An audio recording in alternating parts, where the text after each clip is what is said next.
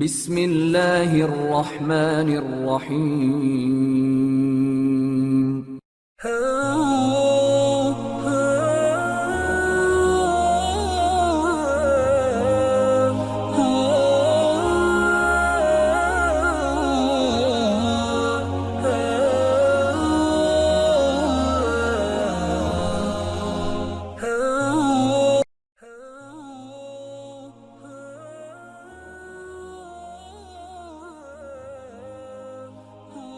نبی کریم علیہ الصلوۃ والسلام کی ذات اقدس کے حوالے سے سلسلہ پنجتنی نے نوجوان نسل کی بہتر رہنمائی اور آگاہی کے لیے ایک سلسلہ وار پروگرام فوق البشر کی عنوان سے ترتیب دیا ہے۔ آج ہم انشاءاللہ اس سلسلے کی اگلی قسط کا آغاز کرتے ہیں۔ مقدس ذات کے حکم کے سامنے جیسے اس سے قبل لوگوں کی زبان بندی ہو جاتی تھی، اب کی بار اما عائشہ رضی اللہ تعالیٰ عنہ کے پاس بھی کوئی چارہ نہیں تھا کہ وہ آپ علیہ السلام کے زینب رضی اللہ تعالیٰ عنہ کے ساتھ نکاح کو قبول کر لیں۔ انہوں نے چاروں نہ چار قبول تو کر لیا، لیکن طبیعت ایسی تھی کہ اپنے محسوسات کو بیان کرنے سے خود کو روک نہ سکیں۔ نبی کریم علیہ السلام سے کہنے لگیں، سچ ہے کہ اللہ آپ علیہ السلام کی دلی فرمائش پر فوراً سے پہلے ہی آمدہ ہو جاتا ہے۔ شاید وہ نہیں جانتی تھی کہ حال ہی میں قرآن آیت کی روشنی میں خود کو ملنے والی خلاصی اور اب یہ بات خوش خلقی اور بے مہری گردانی جا سکتی تھی۔ نبی کریم علیہ السلام اپنی ازواج کے بیچ جاری اس کل وقتی کشمکش سے اچھی طرح واقف تھے، اس لیے وہ یقینی بناتے ہیں کہ ان میں سے ہر ایک کے ساتھ مناسب وقت گزارا کریں۔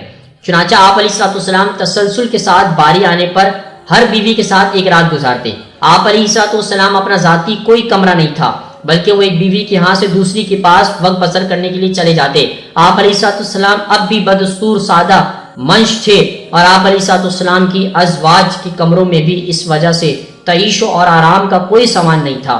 یہ کوارٹر جن میں آپ علیہ السلام کی منخوہ ازواج کی بسر تھی بمشکل ہی کمرے کہلائے جا سکتے تھے۔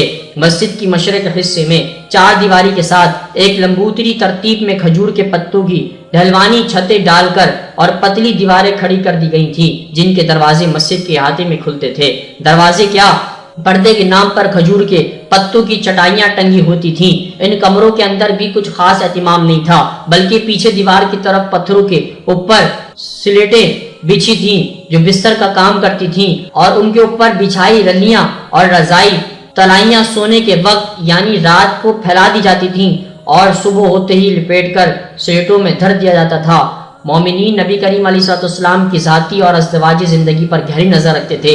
مثلاً آپ علیہ السلام کس بیوی کے ساتھ زیادہ وقت گزارتے ہیں، کون سی بیوی ہیں جن کے ہاتھ سے بنائے مشروب عسل کو وہ زیادہ پسند کرتے ہیں، کون سی بیوی تھی جس کے ہاں رات گزارنے کے بعد اگلی صبح آپ علیہ السلام کی طبیعت زیادہ حشاش بشاش ہوتی تھی، اور اس طرح کئی دوسری باتیں تھیں۔ مراد یہ ہے کہ آپ علیہ السلام کے لیے ذاتی زندگی کا تصور بالکل ختم ہو کر رہ گیا تھا، اور وہ ہر طرح سے عوامی کردار میں ڈھل چکے تھے۔ معزز دوستو، آج کی گفتگو کا اختتام ہوا۔